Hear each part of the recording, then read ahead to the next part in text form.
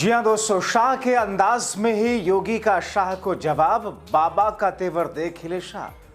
27 का पिच और घुसपैठिया मुद्दा, आखिर शाह से क्यों भिड़े बाबा। स्वागत है आप सभी का। आप देख रहे हैं द राजनीति का विशेष सेगमेंट खबर और विश्लेषण। मैं हूं जबार खान। दोस्तों, आखिर ऐसा क्या हुआ कि लखनऊ की दिल्ली से लड़ाई उस बिसात और बुनियाद को खींच लाई जिसमें योगी आदित्यनाथ खुद को दिल्ली के मुकाबले बड़ा दर्शाने के लिए कुछ ऐसा करते दिखे जिसमें चारों तरफ हंगामा दिख गया।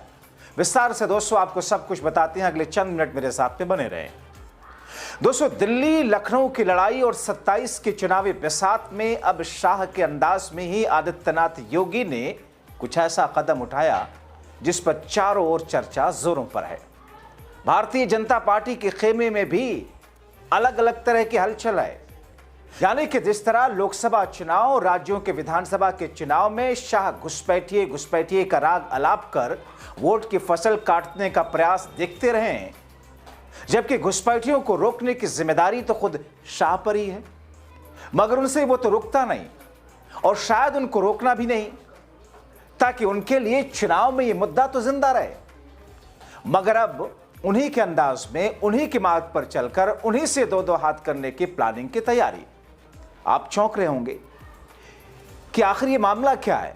आपको बताएं कि एक बार फिर से पर्दे के पीछे दिल्ली वर्सेस लखनऊ के अनबन की खबरें तो तेज हैं और ऐसे में खुद को अपने स्तर पर ज्यादा हाथ दिखाने का एक तरीका भी मानो कंपटीशन चल रहा है।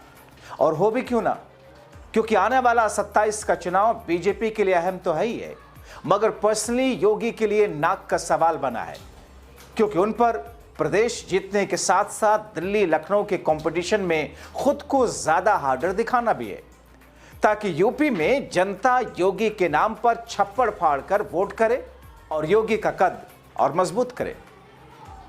दोस्तों, अब बताता हूं यूपी में योगी का प्लान है क्या। योगी ने ऐसा कदम उठाया जिससे एक तीर से कई निशाने साधे जा सके। पहला ये कि बहुसंख्यकों और अपने समर्थकों को एक बड़ा संदेश कि देखिए हमने उनको और टाइट कर दिया। दूसरा ये कि इससे उनका वोटर और योगी के लिए और ज्यादा समर्पित हो जाए। तीसरा ये कि इससे जब पहला और दूसरा दोनों मकसद पूरा हो जाए तो दिल्ली वालों का मकसद अपने आप फेल हो जाए। दोस्तों, योगी ने यूपी में कथित घुसपैठियों, कथित बांग्लादेशी, कथित रोहिंग्यों पर एक्शन तेज कर दिया। डिटेंशन सेंटर हर मंडल में बनाए जाने के लिए आदेश दे दिए। सीएम योगी आदित्यनाथ ने बाकायदा 17 नगर निकायों में घुसपैठियों की पहचान कर उनकी सूची बनाकर डिटेंशन सेंटर भेजने का निर्देश दिया है। यानी कि घुसपैठियों को पहचानो, सूची बनाओ, कोई केस नहीं, कोई अदालत नहीं, कोई जज नहीं, कोई फैसला नहीं, सीधे उनको ठोक दो डिटेंशन सेंटर में। जिसके बाद से प्रशासन ने बड़े स्तर पर योगी बाबा के निर्देश का पालन भी शुरू कर दिया। मगर इसका दूसरा पहलू दोस्तों आपको जल्दी से दिखा देता हूं।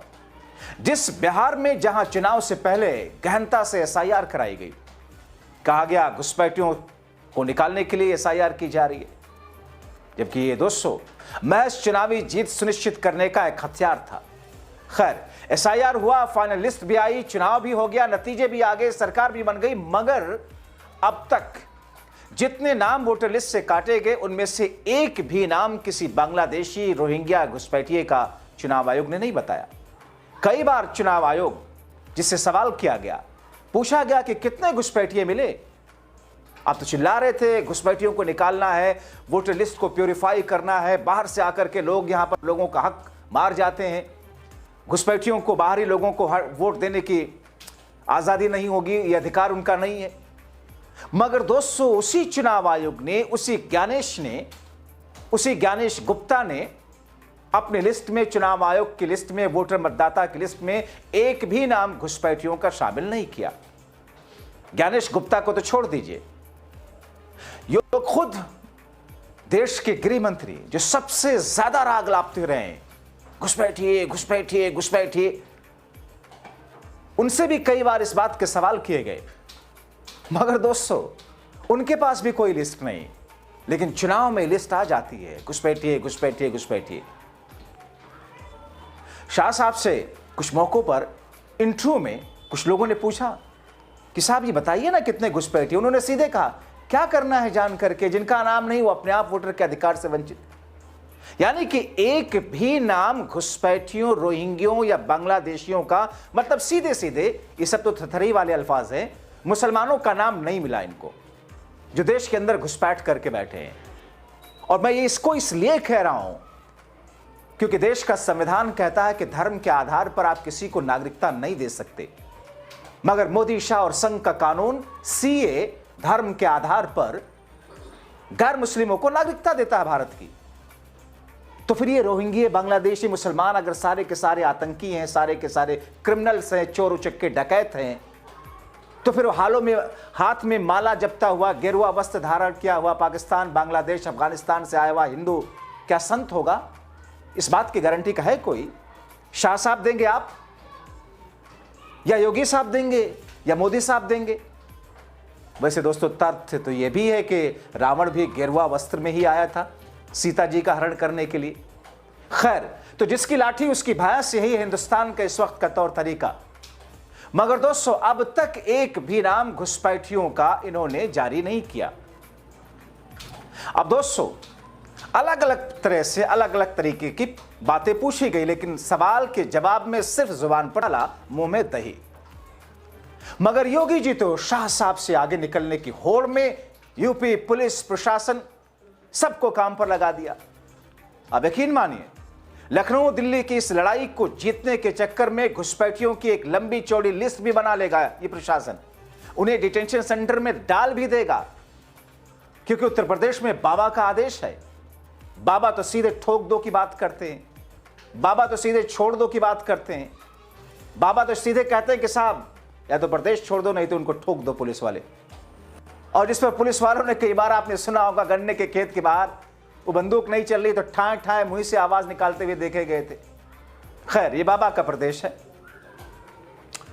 तो दोस्तों ऐसी स्थिति में बाबा के आदेश पर पुलिस प्रशासन ऐसे लोगों को बहुत जल्द लिस्ट बनाएगा और बहुत जल्द उनको रोहिंग्या, घुसपैठिए घोषित करके उनको डिटेंशन सेंटर ले जाकर के झोंक देगा।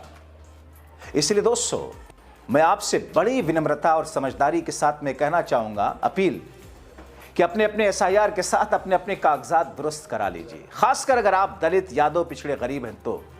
और अगर आप कहीं मुसलमान इत्तेफाक से, तो फिर आपको सारा काम काज छोड़ करके ये जरूर करवा लेना चाहिए। खैर दोस्तों, आपको योगी के मिशन घुसपैठिए से मिशन 27 और मिशन दिल्ली फतेह के बारे में और विस्तार से बताता हूं।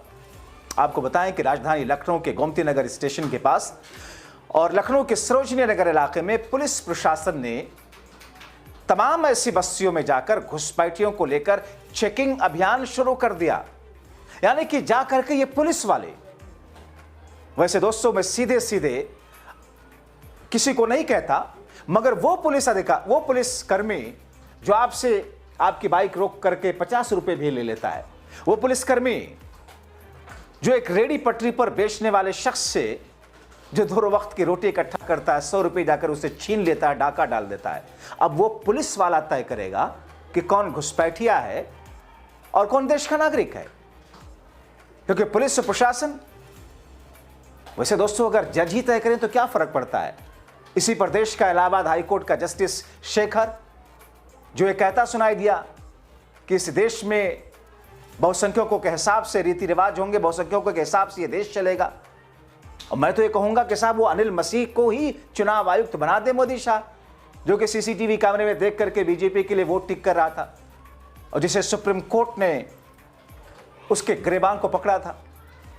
तो दोस्तों एक ऐसी स्थिति, पुलिस कर्मी और प्रशासनिक अधिकारी एक ऐसी स्थिति बना रहे हैं जिसमें वो पुलिस फोर्स के साथ जाकर के लोगों के आधार कार्ड, पैन कार्ड और पहचान पत्र सब कुछ चेक कर रहे हैं। वैसे दोस्तों ये भी मजाक है। मोदी शाह के ज्ञानिश तो कहते हैं कि ना ना ना वो आधार कार्ड नहीं, वो तो हम देखेंगे कौन असली नागरिक है। मगर पुलिस वाले बेचारों को क्या पता, वो तो आधार कार्ड और पैन कार्ड ही देख करके संतुष्ट हो जाएंगे।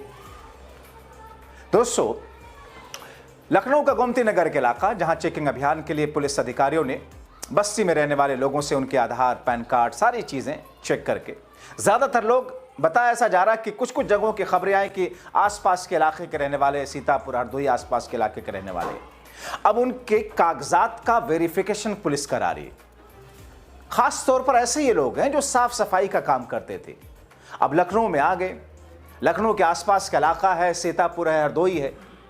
गरीब, कमज़ोर, मजदूर जो बेचारे जिनको काम की दिक्कत है, वो लखनऊ आए शहर में कि चलिए हम घरों में साफ सफाई ही कर लेंगे, कुछ ऐसे काम को कर लेंगे। अब वो झुग्गी झोपड़ी में रहते हैं, मगर यूपी के पुलिस प्रशासन को लगा कि अरे यही झुग्गी झोपड़ी वाले तो हैं बहुत घुसपैठी और रोहिंगी और बांग्लादेशी मुसलमान, उठाओ इनको। तो उनके कागजात ले जाए गए, चेक किया गया, पता चला वो आसपास के गांव के सीतापुर हरदोई के निकले। अब दोस्तों, गोमती नगर में चेकिंग अभियान के लिए पुलिस अधिकारियों ने बस्ती में रहने वाले लोगों से जो कागजात लिए और जहां जहां की वो निकले, तो शुरुआत में ही एक तरीके का तमाचा पुलिस प्रशासन के अधिकारियों की उस मंशा पे तो लगा, क्योंकि ये तो भारतीय ही नहीं बल्कि देश की राजधानी उत्तर प्रदेश की राजधानी लखनऊ से सटे हुए ग्रामीण इलाकों के। तो ऐसी स्थिति में दोस्तों, अब सोचिए कि उत्तर प्रदेश जहां पर एसआईआर का काम तो चल रहा है, मगर बाबा योगी आदित्यनाथ जिनकी पैदाइश वैसे खुद उत्तर प्रदेश की है या नहीं है, क्योंकि बाद में वो हिस्सा तो उत्तराखंड बना दिया गया। अब दोस्तों, उत्तर प्रदेश में एक देश का नागरिक कौन है, ये एक मुख्यमंत्री तय कर रहे हैं और उनकी पुलिस तय कर रही है।